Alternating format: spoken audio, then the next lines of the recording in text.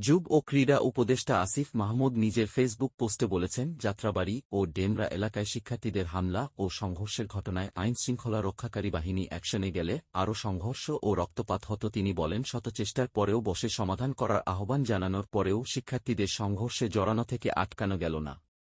এগ্রেসিভনেস ও প্রস্তুতি দেখে আইনশৃঙ্খলা বাহিনীও স্ট্রিক্ট অ্যাকশনে যায়নি। কোনো প্রকার অ্যাকশনে গেলেই আইনশৃঙ্খলা রক্ষাকারী বাহিনী এবং ছাত্রদের মধ্যে সংঘর্ষ ও রক্তপাত হতো।